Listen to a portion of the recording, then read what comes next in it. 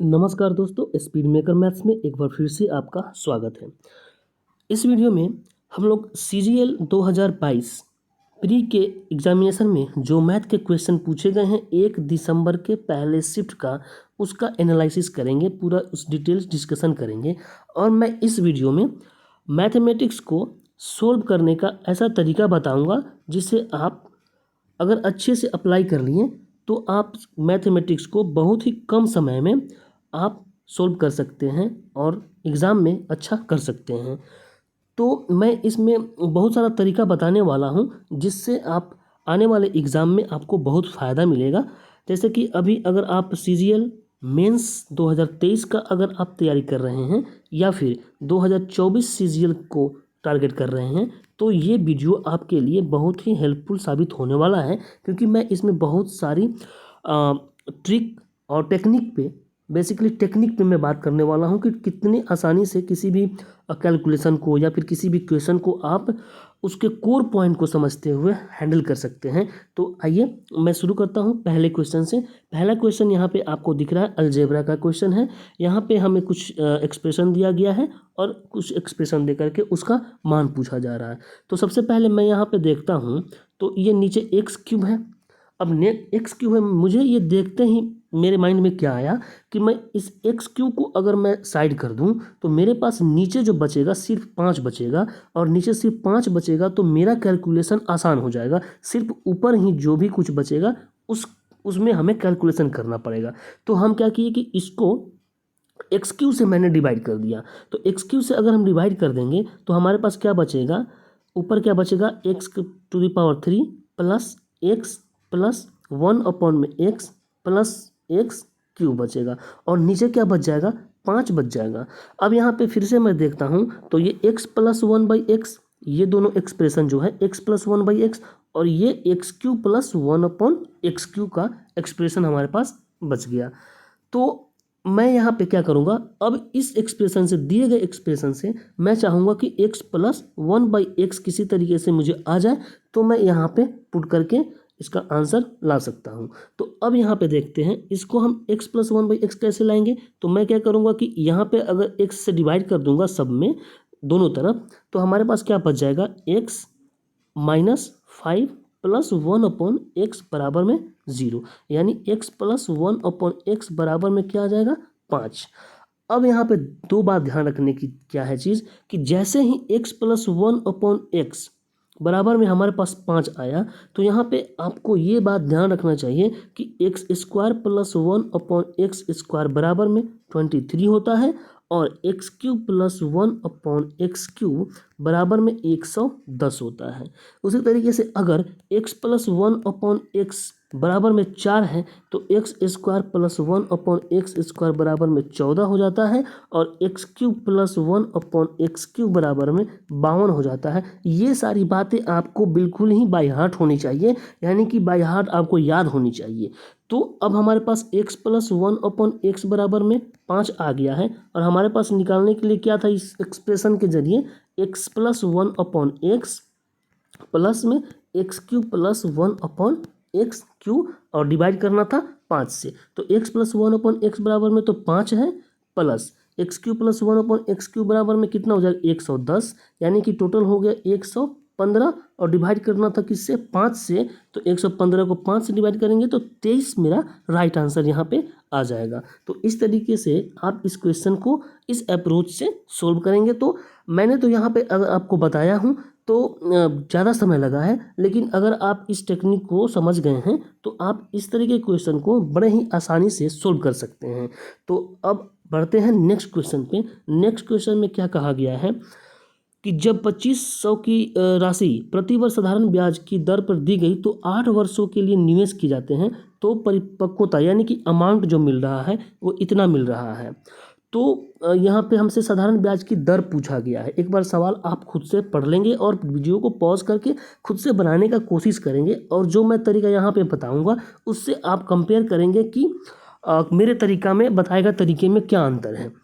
तो यहाँ पे मैं एक चीज़ आपको बताना चाहूँगा कि जो रेट ऑफ इंटरेस्ट होता है वो क्या होता है कि 100 रुपये पे 1 वर्ष में 100 रुपये पे एक वर्ष में मिला जो इंटरेस्ट है वही आपका क्या होता है, रेट ऑफ इंटरेस्ट कहलाता है। एक बार फिर से ध्यान से सुनेंगे, मैंने क्या कहा कि 100 रुपये पे एक वर्ष में जो हमें इंटरेस्ट यानी जो ब्याज प्राप्त होता है वही रेट ऑफ इंटरेस्ट कहलाता है। तो अब यहाँ पे मैं क्या करूँगा कि ये 2500, 2700, 8 वर्ष इस डेटा का यूज करके 100 रुपये पे एक वर्ष का जो ब्याज होगा वो मैं निकालने का कोशिश करूँगा। तो अब यहाँ पे जो ब्याज मुझे प्राप्त हुआ कितना हुआ, 2500 बन गया कितना, 3725, यानी कि 1225 ब्याज प्राप्त हो गया है कितना पे, 2500 पे। लेकिन हमें निकालना कितना पे है, 100 रुपये पे, क्योंकि हमें रेट ऑफ इंटरेस्ट निकालना है। तो मैंने क्या बताया कि रेट ऑफ इंटरेस्ट 100 रुपये पे आता है एक वर्ष में ब्याज के रूप में, वही मेरा रेट ऑफ इंटरेस्ट होता है। तो ये तो है 8 वर्षों में, लेकिन हमें एक वर्ष में चाहिए तो 8 से डिवाइड करना पड़ेगा।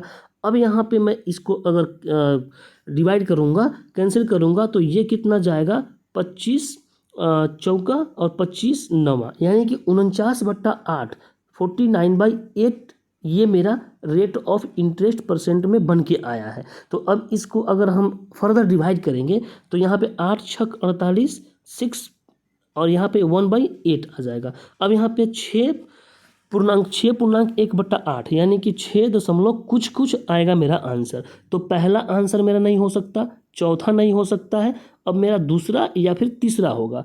तो अब यहाँ पे 1/8 का अगर फ्रैक्शन वैल्यू आपको मालूम हो तो आसानी से इसको टिक कर सकते हैं 3, क्योंकि 1/8 का जो फ्रैक्शन वैल्यू होता है वो 0.125 के बराबर होता है। तो इसी तरीके से यहाँ पे 3 नंबर जो ऑप्शन है ये इस क्वेश्चन का राइट आंसर हो जाएगा। तो उम्मीद है आपको ये जो तरीका है मैंने बताया वो आपको समझ में आया होगा। अब बढ़ते हैं अगले क्वेश्चन पे।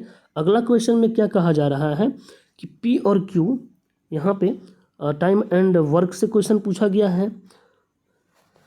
पी और क्यू एक परियोजना को क्रमशः 15 और 10 दिनों में पूरा कर सकते हैं।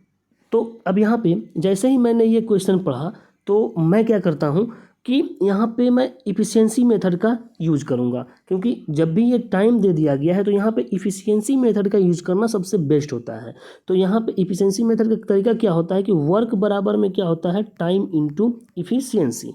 ये वर्क बराबर टाइम इंटू इफ़िशियंसी होता है। अगर आपको इफ़िशियंसी निकालना है तो वर्क को टाइम से डिवाइड करेंगे, और अगर टाइम निकालना है तो वर्क को इफ़िशियंसी से डिवाइड करेंगे। ये बात आप ध्यान रखेंगे। उसके बाद में अब हम जानते हैं कि ये जो टाइम दिया है इससे मुझे वर्क निकालना है, इसी से वर्क निकालना है और इसी के माध्यम से हमें इफ़िशियंसी भी निकालना है। तो वर्क निकालने के लिए क्या करेंगे, इन दोनों का क्या लेंगे हम, एलसीएम। एलसीएम कैसे निकालते हैं, 2 अंकों का जब भी एलसीएम निकालना हो तो बड़े अंक को छोटे अंक से डिवाइड करेंगे और बड़े अंक में जो भी डिनोमिनेटर में आएगा उसको गुना कर देंगे। तो यहाँ पे 2 और ये 3, यानी कि 2 से गुना कर दिए तो ये 30 मेरा टोटल वर्क आ गया, यानी कि एलसीएम आ गया। तो अब हमारे पास टोटल वर्क आ गया 30। तो अगर टोटल वर्क आ गया 30 और पी को टाइम लग रहा है कितना, 15 दिन, तो उसका इफ़िशियंसी कितना हो जाएगा, 2 हो जाएगा। और क्यू को लग रहा है 10 दिन, तो इसका इफ़िशियंसी कितना हो जाएगा, 3 हो जाएगा। इस तरीके से मैंने इफ़िशियंसी निकाल लिया। अब हमसे क्या कहा जा रहा है कि एक साथ काम करना शुरू किया, यानी कि 2 और 3 5 के इफ़िशियंसी से एक साथ काम करना शुरू किया और 2 दिनों के बाद क्यू को छोड़ना पड़ा, यानी 2 दिन में कितना काम हो गया, 10 काम हो गया होगा। अब हमें कितना काम करवाना है, 20 काम करवाना है। अब कौन काम कर रहा है, अकेले पी काम कर रहा है। तो पी का एफिशिएंसी कितना है, 2 है।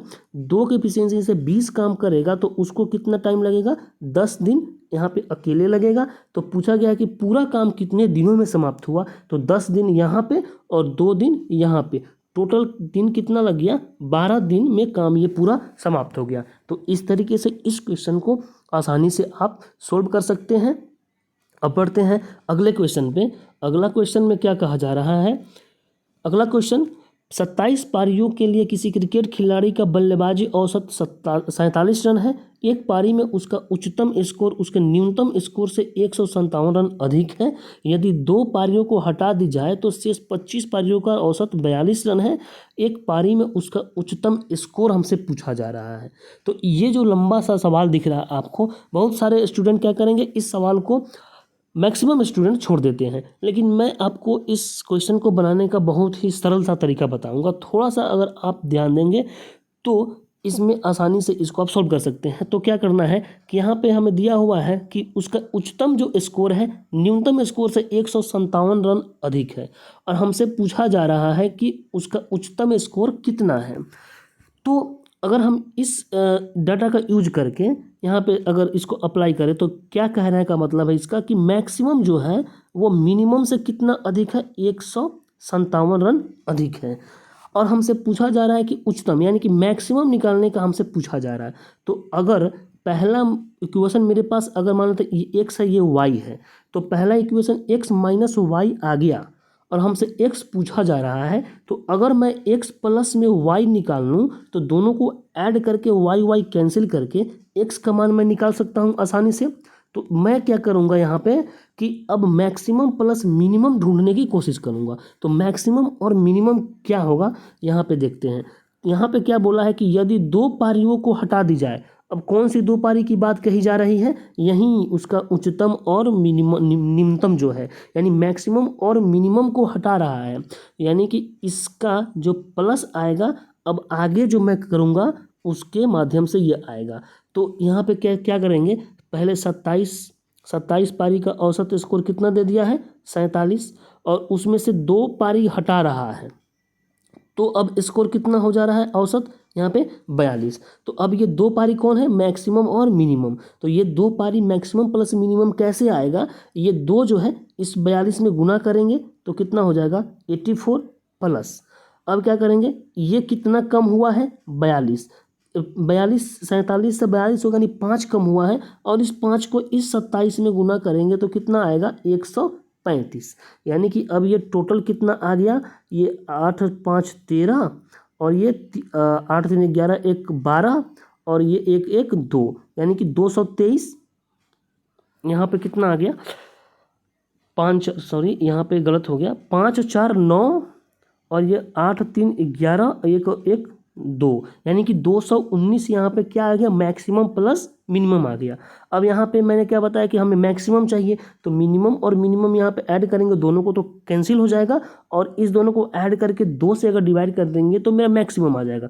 तो जैसे ही 9 और 7 16 आ गया, यहाँ के लास्ट में क्या है यूनिट डिजिट 6 है, और हमें बाद में डिवाइड करना है कितना से 2 से डिवाइड करना है क्योंकि मैक्सिमम चाहिए। तो 2 से अगर डिवाइड करेंगे तो यहाँ पे हाँ अच्छा यहाँ पे क्या होगा 9 7 16 और 5 और 1 6 और 1 7 और 2 1 3 1 4 यानी कि कितना आ गया 2 और 3 आ गया, तो 376 आ गया। 376 को अगर 2 से डिवाइड करते हैं तो 188 राइट आंसर मेरा आ जाएगा। इस तरीके से आप इस क्वेश्चन को सोल्व कर सकते हैं। सबसे पहले क्या इस दोनों यहाँ पे जो ये स्टेटमेंट दिया है, ये दिया है मैक्सिमम माइनस मिनिमम, और बस हमें मैक्सिमम प्लस मिनिमम हमें ज्ञात करना है। तो मैक्सिमम प्लस मिनिमम इस स्टेटमेंट से और इस स्टेटमेंट के माध्यम से मैं यहाँ पे सोल्व निकाल लूँगा। तो ये सवाल इस तरीके से आप सोल्व कर सकते हैं। अब बढ़ते हैं नेक्स्ट क्वेश्चन पे। अगला क्वेश्चन में क्या कहा जा रहा है, नेक्स्ट क्वेश्चन है कि रिया 30% की छूट या 25% और 5% की दो क्रमिक छूटों के बीच निर्णय नहीं ले पा रही थी। दोनों को इतना रुपए की खरीदारी पर दिया जा रहा था, दोनों छूट में अंतर क्या है। तो बेसिकली ये अंतर पूछा जा रहा है। अंतर क्या होता है, अगर दो छूट है, अगर एक x है और एक y है तो क्या होता है x plus y plus x into y upon में 100। इस फार्मूला पे यहाँ पे ये फिट करना पड़ता है, ये फार्मूला आप जानते होंगे। तो अब यहाँ पे अंतर, सिर्फ अंतर क्या होता है, अगर ये पहला 30% है और ये कितना है 25 और 5, तो ये भी 25 और 5 x प्लस वाई देखे तो 30 है, तो ये 30 और ये 30 तो बराबर है। बस अंतर क्या है, तो वो x इंटू वाई अपॉन 100 का ही तो अंतर है। तो x अपन वाई करेंगे तो कितना हो जाएगा 25 पचे 125, 125 अपॉन में कितना 100, और अंतर किसका, ये 3840 का अंतर हमें निकालना है। बस यही तो करना है।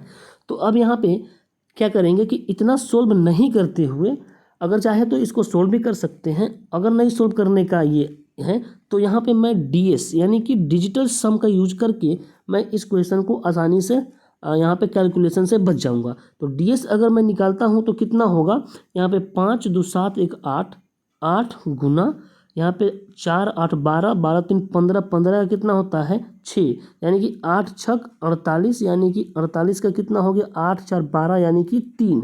तो डीएस इसका कितना आ गया 3 आ गया। तो 3 सिर्फ ऑप्शन 3 में ही डीएस आ रहा है 48, बाकी किसी का नहीं आ रहा है डीएस। इसका आ रहा है 1, इसका आ रहा है 8 और इसका आ रहा है 6। तो सिर्फ इसका 3 नंबर ऑप्शन का ही डीएस क्या आ रहा है 3 आ रहा है, इसलिए ऑप्शन नंबर 3 इसका राइट आंसर हो जाएगा। और अगर आप इसको सोल्व करना चाहते हैं तो सिंपल सा बात क्या है कि 125 अपॉन 100 गुना 3840। अब यहाँ से 5 से 25 से काटेंगे तो ये 4 और 25 से ये 5 बार में, और 5 से ये 5 सत्ते 35, 3 और ये 4 बच गया तो 5 छक 30 और 5 अट्ठे 40। और यहाँ पे परसेंटेज दिया है तो परसेंटेज से 100 से गुना डिवाइड करके आप यहाँ पे 48 इसका राइट आंसर इस तरीके से ला सकते हैं। अब बढ़ते हैं नेक्स्ट क्वेश्चन पे। नेक्स्ट क्वेश्चन में क्या कहा जा रहा है कि 3 दिनों के दौरान प्रिंटर जेड द्वारा मुद्रित पृष्ठों की औसत संख्या कितनी है। तो यहाँ पे जेड के द्वारा जो तीनों दिनों में निर्माण किया गया है तो उसका औसत संख्या पूछा जा रहा है। तो अब यहाँ पे ये जेड के द्वारा निर्माण किया गया है, औसत क्या होता है तीनों का योग बट्टा में नंबर कितना है तो 3 है, 3 से डिवाइड करने पे। अब इस तीनों को अगर हम डिवाइड करेंगे तो कितना आएगा, यहाँ पे 8 आएगा, यूनिट डिजिट 8 आएगा।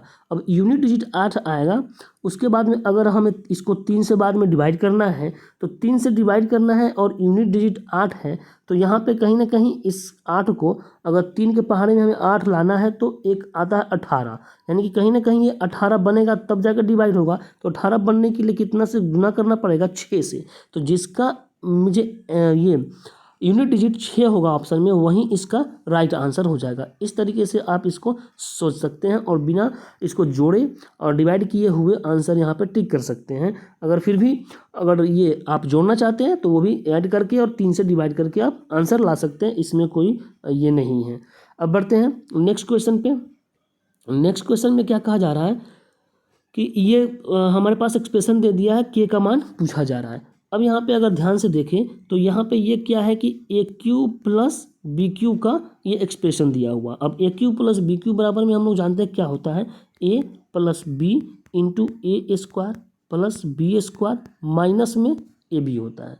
अब यहाँ पे ऊपर देखें तो ए प्लस बी होगा और ये इतना होगा, तो ए प्लस बी कितना होगा 17 7 24 होगा। तो 24 से तो ये 24 कैंसिल हो जाएगा, यहाँ पे कैंसिल हो जाएगा। अब बचेगा क्या, a square plus b square minus a B.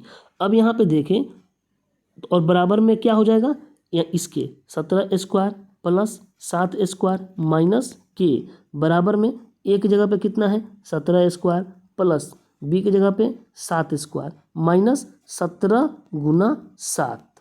तो यहाँ पे इससे ये दोनों कट जाएगा। अब के का मान यहाँ पे कितना आएगा, 17 को 7 से गुना करने के बाद 119 इसका राइट आंसर हो जाएगा। यहाँ पे मैंने ये लिख के आपको बताया है, बट आप क्या करेंगे कि यहाँ पे माइंड में ही सोचेंगे तो यहाँ पे आपको सिंपल पता चल जाएगा कि यहाँ पे क्या है, ए इंटू बी का मान हमसे पूछा जा रहा है। जहाँ पे ए क्या है, ए यहाँ पे 17 है और बी क्या है 7 है। तो 17 को 7 से गुना करेंगे तो 119 इसका राइट आंसर हो जाएगा। अब बढ़ते हैं नेक्स्ट क्वेश्चन पे। अगला क्वेश्चन क्या है कि यहाँ पे इसमें कुछ है नहीं, अगला क्वेश्चन इसमें सिर्फ वैल्यू पुट करना है, तो इसे तो आप सोल्व कर सकते हैं। अब हम नेक्स्ट क्वेश्चन पे बढ़ जाते हैं। नेक्स्ट क्वेश्चन में क्या कहा जा रहा है, कोई बेईमान व्यापारी क्रय मूल्य पर 12.5% की हानि पर माल बेचता है लेकिन 36 ग्राम के बजाय 28 ग्राम का उपयोग करता है, तो उसका लाभ या हानि प्रतिशत क्या होगा। अब यहाँ पे क्या बोला गया, जब भी मैं क्या करता हूँ कि ये बेईमान दुकानदार से जब भी सवाल आता है तो एक मैं ऊपर एसपी और नीचे क्या करता है सीपी, तो एसपी और सीपी का मैं रेशियो यहाँ पे ले लूँगा। तो यहाँ पे बेईमान जो व्यापारी है क्रय मूल्य पर 12.5% की हानि पर माल बेचता है, यानी 12.5% का अगर फ्रैक्शन वैल्यू निकाले तो कितना होगा 1/8।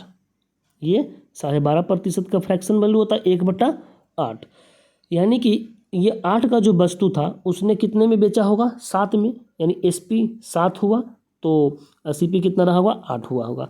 अब फिर यहाँ पे गुना, लेकिन 36 ग्राम के बजाय 28 ग्राम का ही वो देता है, यानी कि वो उसके घर से कितना जा रहा है 28 ग्राम, लेकिन वो पैसा कितने का ले रहा है 36 ग्राम का। तो बस अब इसी को सोल्व कर देना है। इसको काटेंगे तो 4 बार में और इससे काटेंगे तो ये 9 बार में। तो यानी कि 8 का जो वस्तु था वो 9 में बेच रहा है, यानी उसे फ़ायदा कितना हो रहा है, एक कितने पे 8 पे, यानी 1/8 उसे फ़ायदा हो रहा है, यानी कि 12.5% उसका लाभ हो रहा है। इस तरीके से इस क्वेश्चन को आप आसानी से सॉल्व कर सकते हैं। अब बढ़ते हैं अगले क्वेश्चन पे। अगला क्वेश्चन में कहा जा रहा है कि पी द्वारा निर्मित चम्मचों की संख्या, पी द्वारा निर्मित चम्मचों की संख्या कितना है 100, आर द्वारा निर्मित चम्मचों की संख्या से अनुपात क्या है, आर कितना है 150। तो ये तो सिंपल है, 2:3 हो जाएगा, 50 से काटेंगे तो इसका राइट आंसर ऑप्शन नंबर 3 हो जाएगा। अब बढ़ते हैं नेक्स्ट क्वेश्चन पे। अगला क्वेश्चन फिर उसी पे है जो मैंने पीछे बताया। यहाँ पे फिर से पी का मान पूछा जा रहा है, तो पी का मान यहाँ पे 17 कितना, इसका भी 119 हो जाएगा। सिंपल सी बात, एक ही शिफ्ट में 2 क्वेश्चन सेम। अब बढ़ते हैं नेक्स्ट क्वेश्चन पे। यहाँ पे नेक्स्ट क्वेश्चन में कहा जा रहा है कि 2 संख्याओं का महत्तम समापवर्तक यानी HCF 12 दे दिया है, तो उन संख्याओं का लघुत्तम समापवर्तक कौन नहीं हो सकता है। तो यहाँ पे LCM जो होता है वो क्या होता है कि HCF का ही गुणनखंड होता है। HCF का ही क्या होता है कि वो गुणनखंड होता है। तो HCF अगर 12 है तो इसमें जो भी 12 का गुणनखंड होगा वो तो उसका LCM होगा ही होगा। जो 12 का गुणनखंड नहीं होगा वही इसका LCM नहीं होगा। तो यहाँ पे सीधा दिख रहा है कि 90 जो है 12 का ये गुणनखंड नहीं है, इसलिए राइट आंसर क्या हो जाएगा, यहाँ पे 90 हो जाएगा। तो ये तो बेसिक सी बात थी। अब बढ़ते हैं नेक्स्ट क्वेश्चन पे। अगला क्वेश्चन में क्या कहा जा रहा है, DI है, इसमें बोला जा रहा है कि BCF द्वारा बेचे गए, BCF तथा H द्वारा बेचे गए ट्रकों की संख्या इन सभी 8 कंपनियों द्वारा बेचे गए ट्रकों की संख्या से कितने प्रतिशत कम है। तो यहाँ पे कम कितना प्रतिशत है, तो यहाँ पे एक चीज़ ध्यान रखेंगे, ये जोड़ने के बजाय जो भी दिया है ये ऐड करने के बजाय हम क्या करेंगे कि ये जो होता है यहाँ पे एक चीज़ तो जानते हैं, अगर ये डिग्री में दिया रहता तो कितना होता 360 डिग्री, और अगर ये परसेंटेज में दिया है तो ये 100% होगा अपने आप में। तो हम क्या करेंगे कि यहाँ पे 100% लिख लेंगे और इसी से हमें कंपैरिजन करना है, कंपैरिजन करना है कि कितना कम है।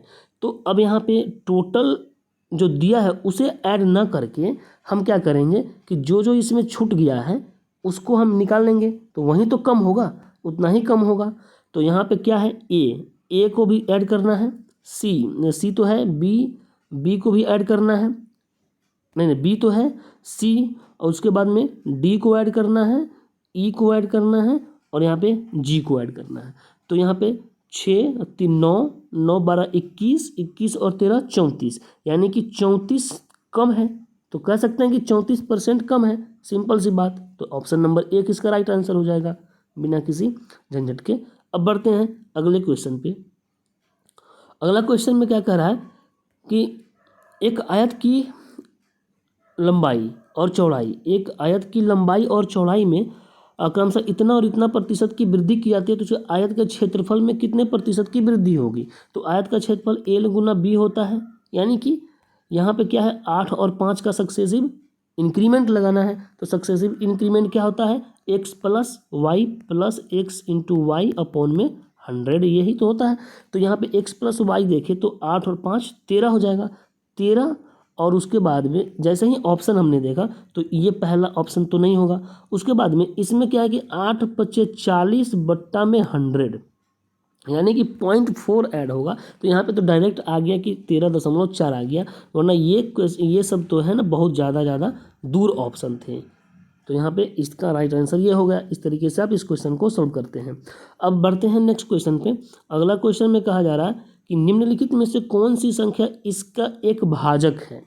यानी कि अब जैसे यहाँ पे क्या दिया है 49, यानी कि 49 के पावर 15 और -1 दिया है, तो 1 का पावर भी हम 15 लिख सकते हैं, 1 का पावर कितना भी लिख लेंगे उससे उसको कोई फर्क नहीं पड़ेगा। तो यहाँ पे कॉन्सेप्ट क्या है कि अगर a का पावर n माइनस b के पावर n है और अगर n ये ऑड है, n क्या है ऑड है, तो ये किससे डिवाइड होगा, a माइनस बी के एक फैक्टर से, किसी भी फैक्टर से ये डिवाइड हो जाता है। तो n माइनस वन, यहाँ पे a माइनस बी देखें तो 49 माइनस 1 यानी कि 48, 48 का जो फैक्टर होगा उसी से ये डिवाइड होगा। तो 48 का फैक्टर सिर्फ और सिर्फ 8 इसमें है, तो इसीलिए इसका आंसर 8 हो जाएगा, जो कि ये 48 को डिवाइड कर देगा, बाकी कोई भी इसको डिवाइड नहीं करेगा।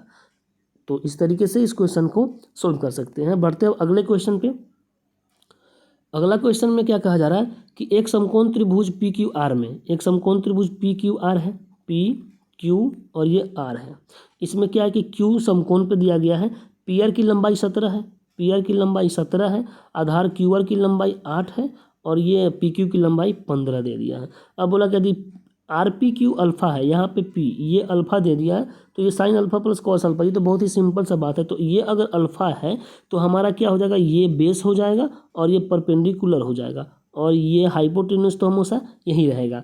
तो अब साइन का क्या होता है कि परपेंडिकुलर अपॉन में क्या होता है, ये हाइपोटेन्यूस। तो 8 बट्टा में क्या हो जाएगा 17 प्लस कॉस का क्या हो जाएगा आधार बट्टा में कर्ण, यानी कि 15 बट्टा में 17।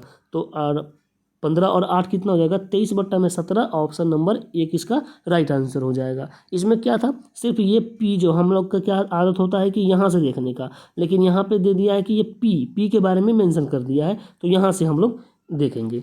अब नेक्स्ट क्वेश्चन पे बढ़ते हैं। अगला क्वेश्चन में क्या कह रहा है कि दो वृत्तों की परिधि इतना और इतना है, उनकी त्रिज्याओं का अंतर क्या है। तो इस क्वेश्चन को आप 2-3 तरीके से बना सकते हैं।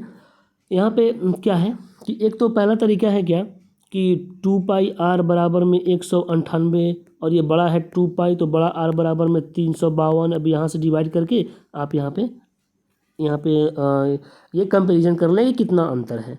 तो ये तो लंबा प्रोसेस हो जाएगा, लेकिन मैं क्या यहाँ पे बताऊँगा आपको कि आपको एक बात ध्यान रखनी चाहिए ये वृत्त के वाले सवाल में कि जब भी रेडियस अगर 7 होता है तो उसमें पेरीमीटर जो होता है, जो परिधि हो जाता है वो 44 होता है और एरिया कितना होता है 154, जो भी हो, सेंटीमीटर हो तो सेंटीमीटर स्क्वायर, मीटर हो तो मीटर स्क्वायर। तो 7 है तो 44 पेरीमीटर हो जाएगा और 154 यहाँ पे एरिया हो जाएगा। तो मैं यहाँ पे अभी पेरीमीटर की बात करूँगा क्योंकि एरिया वाला ये क्वेश्चन नहीं है, तो अभी एरिया वाले पे बात नहीं करूँगा। तो मैंने क्या बताया कि अगर 7 है तो क्या हो जाएगा पेरीमीटर 44। अगर ये 7 से 14 हो गया यानी कि इसमें 2 से गुना हुआ तो पेरीमीटर में भी कितना हो जाएगा 2 से गुना हो जाएगा। अगर पेरीमीटर में 2.5 से गुना होगा तो ये रेडियस में 2.5 से गुना होगा तो पेरीमीटर में भी 2.5 से गुना हो जाएगा। अगर डिवाइड होगा 4 से तो पेरीमीटर में भी 4 से डिवाइड हो जाएगा। ये बात आप ध्यान रखेंगे। अब यहाँ पे मैं देख लेता हूँ कि ये जो है कितना 44 से कितना गुना अधिक है। तो जितना गुना अधिक होगा, जितना गुना होगा उतना गुना इसका 7 से होगा। तो अगर मैं इसको देखता हूँ तो 198 को अगर मैं 44 से डिवाइड करता हूँ तो 11 चौका 11 एका 11 अट्ठे यानी कि 2 और 9, यानी कि ये 4.5 गुना है। 7 से कितना है 7 का ये कितना है 4.5 है। और इसको अगर देखता हूँ तो इसको अगर 44 से डिवाइड करता हूँ तो 44 अट्ठे यानी कि 7 का ये 8 गुना है। अब इसी दोनों का तो अंतर हमसे पूछा जा रहा है, तो अगर हम इसमें से 7 कॉमन ले लेते हैं और ये 8 में से 4.5 मैं उल्टा लिखा हूँ, तो ऐसे अगर करेंगे तो 8 में से 4.5 जाएगा तो कितना आएगा 3.5। तो 7 को 3.5 से अगर डिवाइड करेंगे तो कितना हो जाएगा 24.5 सेंटीमीटर। अब इसको गुना कैसे करेंगे, 7 तिरका 21 प्लस 7 पचे 35 यानी 3.5, तो 24.5 इसका आंसर हो जाएगा। इस तरीके से आप इस क्वेश्चन को सोच के सॉल्व कर सकते हैं। अब बढ़ते हैं नेक्स्ट क्वेश्चन पे। नेक्स्ट क्वेश्चन में क्या कहा जा रहा है कि इतना इतना सेंटीमीटर बीमा वाले शीशों के एक आयताकार ठोस से, अब यहाँ पे ये बीमा है, एक आयताकार ठोस है, एक इतना व्यास के शीशे के कितने गोलाकार शॉट प्राप्त किए जा सकते हैं। तो अब यहाँ पे ध्यान देने वाली बात क्या है कि ये जो है आयताकार जो 3 बीमा वाला है और ये गोला जो है, ये सब क्या होते हैं 3D फिगर होते हैं। क्या होते हैं 3D। और जो भी ये वर्ग होते हैं उसके बाद में रेक्टेंगल हो जाते हैं जिसमें सिर्फ लंबाई और चौड़ाई होती है। इसमें लंबाई चौड़ाई और ऊंचाई दोनों आयताकार बीमा है, यानी कि ये एक तरीके से घनाभ के बारे में बोला जा रहा है। तो मैं क्या बोला कि अगर जो वर्ग है आयत है, ये सब क्या होते हैं, 2D फिगर होते हैं। तो 3D फिगर से अगर 3D फिगर अगर बनाते हैं तो उसमें क्या होता है, वॉल्यूम दोनों का सेम होता है। और अगर 2D फिगर से 2D फिगर हम बनाएंगे तो उसमें क्या होगा, पेरीमीटर सेम होगा। ये बात आप ध्यान रखेंगे। तो अब यहाँ पे 3D का काम है, तो 3D से 3D यहाँ पे बनाया जा रहा है, तो वॉल्यूम क्या होगा, दोनों का बराबर होगा, वॉल्यूम क्या होगा, समान होगा। तो अगर इसका वॉल्यूम देखें तो इसको गुना करने से आ जाएगा 88 गुना 63 गुना 42 बराबर में क्या होगा, इतना व्यास वाले गोलाकार, एक गोला है तो गोला का व्यास क्या हो जाता है, ये आयतन क्या हो जाता है 4/3, पाई की जगह पे कितना हो जाएगा 22/7 इंटू में r³। r यहाँ पे कितना हो जाएगा, रेडियस कितना हो जाएगा 4.2, तो यहाँ पे 4.2 का यहाँ पे 3 बार गुना होगा, 4.2 यहाँ पे क्यूब में कर देता हूँ। और यहाँ पे कितना गोला कहा जा रहा है, यानी कि इसको n से मान लेते हैं कि n गोला प्राप्त होगा, n से हमने इसको गुना कर लिया। अब इसको डिवाइड करना है, तो यहाँ पे जैसे ही आप डिवाइड करेंगे इसको तो आपको 750 इसका राइट आंसर आ जाएगा। इसको डिवाइड करने का क्या है कि सिंपल से ही डिवाइड करना आपको पड़ेगा, इसमें कोई ऐसा रूल नहीं है कि मैं इसमें बता सकूं। इसमें आपको जल्दी जल्दी जितना सा आप डिवाइड करेंगे उतना ही जल्दी आप इसका आंसर ला सकते हैं। तो बस इसमें बताने वाला पॉइंट ये था कि जब भी 3D फिगर हो, 3D फिगर में क्या होता है कि उसका वॉल्यूम सेम होता है। अब बढ़ते हैं नेक्स्ट क्वेश्चन पे। नेक्स्ट क्वेश्चन में कहा जा रहा है कि इतना और इतना का मध्यानुपाती क्या होगा। तो मध्यानुपाती यानी कि b² बराबर में क्या होता है AC, यानी कि b बराबर निकालेंगे तो क्या हो जाएगा √AC। तो ये इस दोनों का अंडर जितना होगा वहीं इसका आंसर होगा, यानी कि 169 गुना 144 यानी कि 13 गुना 12 156 इसका राइट आंसर हो जाएगा। इसका क्या है, इसका तरीका क्या है, ये कॉन्सेप्ट क्या है इसके पीछे। मान लेते हैं कि आपके पास 3 आइडेंटिटीज़ हैं A, B और C, ये प्रथम अनुपात है, द्वितीय है, तृतीय है। तो इन दोनों को, इन तीनों को लिखा कैसे जाता है, A/B बराबर B/C। तो यहाँ पे b² बराबर में क्या आ जाता है AC। अगर पहला अनुपात निकालना हो A बराबर तो b² अपॉन में C, और अगर तीसरा निकालना है तो b² अपॉन में A, और अगर दूसरा निकालना है तो b बराबर में अंडर ये AC हो जाता है। तो इस तरीके से इस क्वेश्चन को सॉल्व करेंगे इस कॉन्सेप्ट पे। नेक्स्ट क्वेश्चन में कहा जा रहा है कि दोनों वर्षों में, ये DI का क्वेश्चन है, दोनों वर्षों में पहली शाखा की कुल बिक्री और दोनों वर्षों में चौथी शाखा की कुल बिक्री से अनुपात क्या है। तो पहली शाखा और चौथी शाखा में दोनों की बिक्री, तो पहली शाखा ये और चौथी शाखा ये। तो इसका अगर देखेंगे, थोड़ा इसको बड़ा करेंगे तो यहाँ पे पहले में क्या हो जाएगा, ये 80 और 105 185 हो जाएगा, और बट्टा में चौथा में कितना हो जाएगा, ये 85 और ये 95 180 हो जाएगा। तो ये काटेंगे तो 5 7 और ये 5 तिहाई और ये 5 7 37/36, यानी कि 37:36 इसका 35 कितना हो गया ये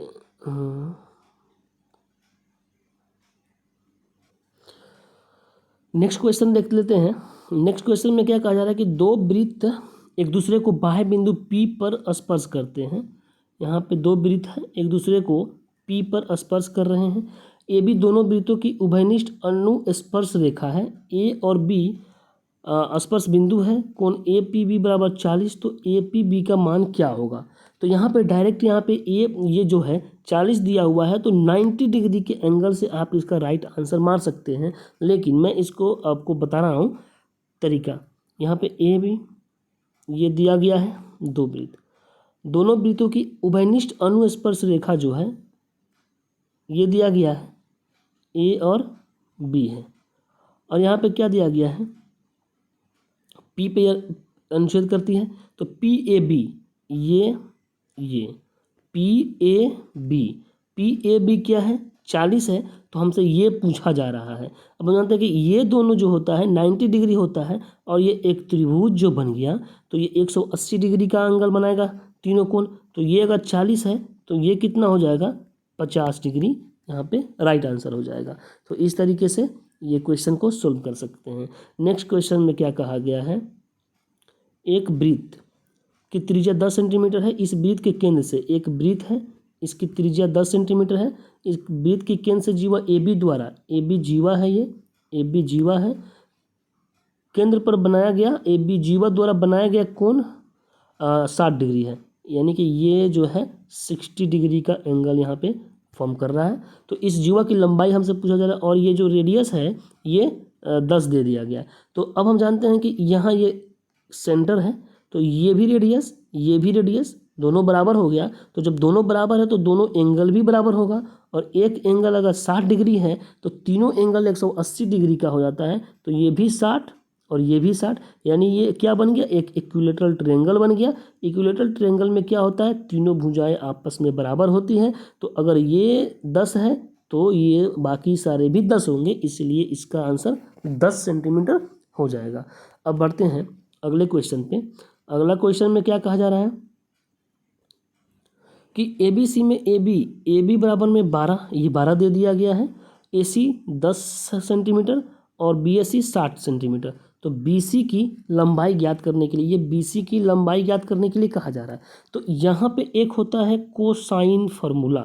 कोसाइन फार्मूला क्या होता है, उस पर बेस्ड ये क्वेश्चन है।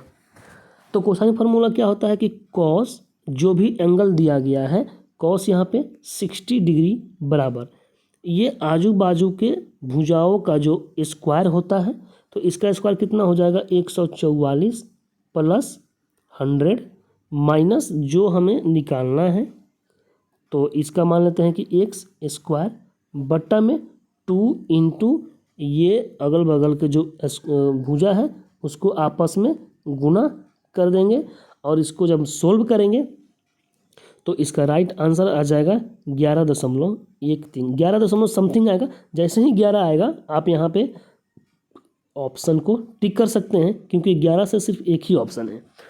तो यहाँ पे मेन बात है कि इसको, ये फार्मूला जो था इसको आप ध्यान रखेंगे। अब नेक्स्ट क्वेश्चन, लास्ट क्वेश्चन पे बढ़ते हैं। लास्ट क्वेश्चन में क्या कहा जा रहा है कि tan स्क्वायर थीटा इतना इतना का मान क्या होगा। तो या तो चाहे आप वैल्यू पुटिंग से भी कर सकते हैं या फिर तरीका से भी कर सकते हैं। तो जैसे ही इस ऑप्शन में वैल्यू सिर्फ दिखा तो हम क्या करेंगे कि वैल्यू पुटिंग ही यहाँ पे कर देंगे, और जब 45 डिग्री रखेंगे तो यहाँ पे क्या हो जाएगा, 1 प्लस 1 माइनस यहाँ पे √2 का स्क्वायर 2 इंटू में 2, यानी कि 2 माइनस में 4 बराबर -2, इसका राइट आंसर हो जाएगा ऑप्शन नंबर 1। तो इस तरीके से मैंने 25 क्वेश्चन को आपके सामने सोल्व करके बताया कि कैसे एग्जाम में क्वेश्चन को सोल्व कर सकते हैं। तो उम्मीद है आपको ये वीडियो अच्छी लगी होगी। तो वीडियो को लाइक शेयर करें, चैनल को सब्सक्राइब करें, और मिलते हैं अगली वीडियो में। तब तक के लिए जय हिंद।